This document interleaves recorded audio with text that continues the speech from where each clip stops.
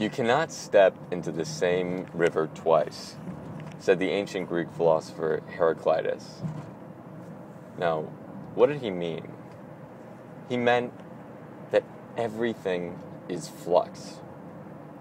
You think the river is one thing, but the river is the passing water upon it.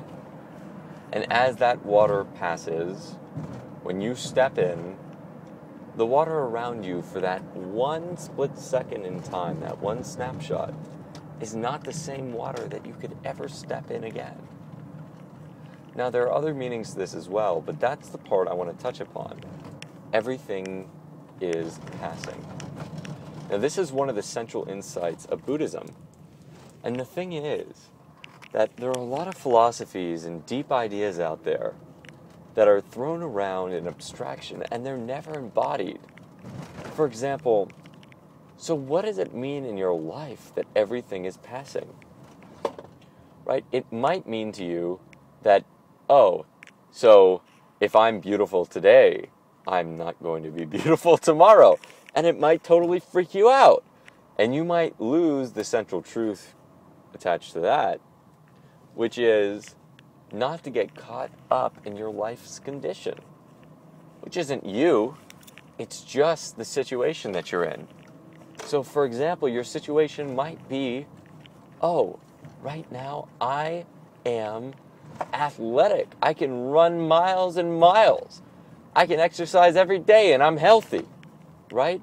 But one day, who knows what might happen? You know, your karma might be you get your legs broken, and it's happened to people before. And then what? If you go, oh, well, you know what?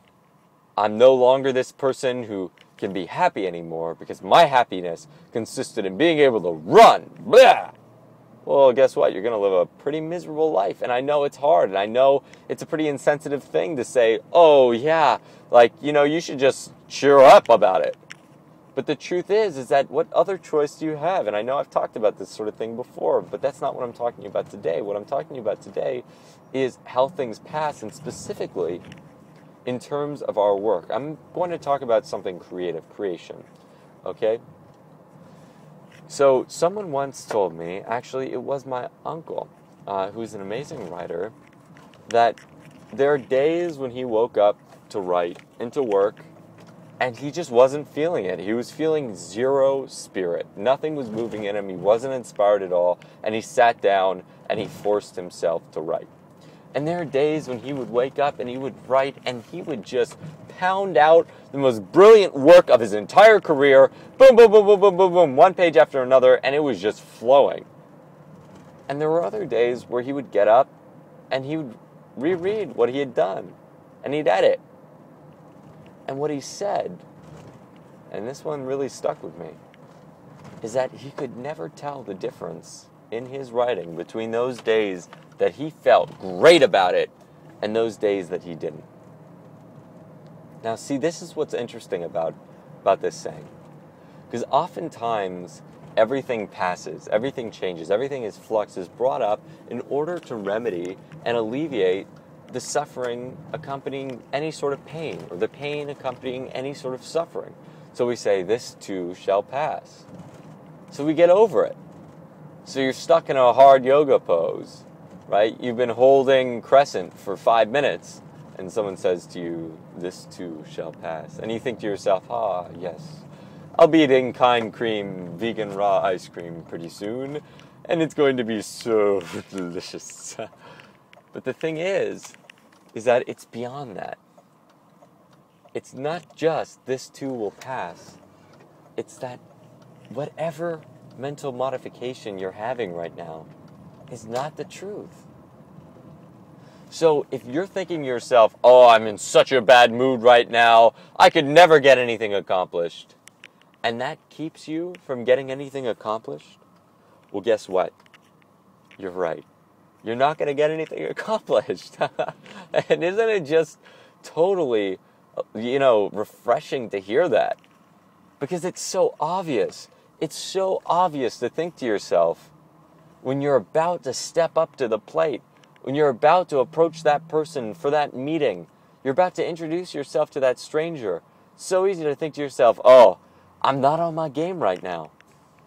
And because you're not on the game, you'll say, oh, you know what? Better I wait. Better I not do it now. Right? But then what do you lose? You might lose that opportunity completely. And what's worse, you might just be justifying your own fears because you might really be in the game, and your only reason for thinking that you're out of the game is because you're afraid to play in the first place. And then guess what? Are you going to win? No. You're guaranteed yourself to fail. At least if you try, then you can't fail because you're only going to learn. And we lose our faith. And that's why we fail. The only way to fail is to quit. But then we can always quit before we even begin. Yeah, sometimes we're in that pose and we release it. We quit it because we go, oh, I just can't handle this anymore. And sometimes that's fine.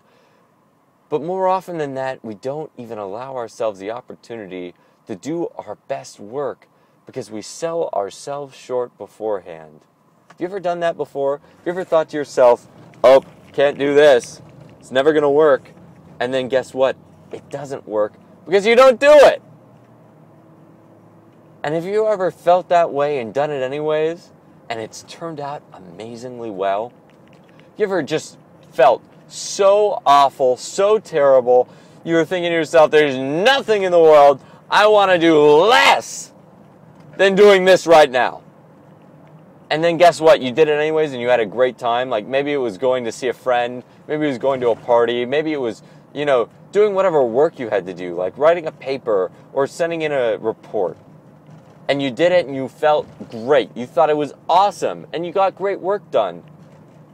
Why? It's because those mental modifications of your mind, those ones that tell you, they begrudge you, they're also passing. And if you don't recognize how they're ephemeral, then they'll have much more power over you than they need to. Instead, if you think to yourself before going to the gym, even though I don't feel like doing this, I'm going to feel like doing it. And that feeling of not feeling like doing it is only there because I'm not doing it yet. My girlfriend taught me it's hard to push a wheelbarrow. It's easy to push a wheelbarrow. Excuse me, that's the thought. The thought is it's hard to push a wheelbarrow, but it's easy to push a wheelbarrow. Just as long as you're not thinking about it. So stop thinking about it. Much love, many blessings, and recognize that all things pass, even the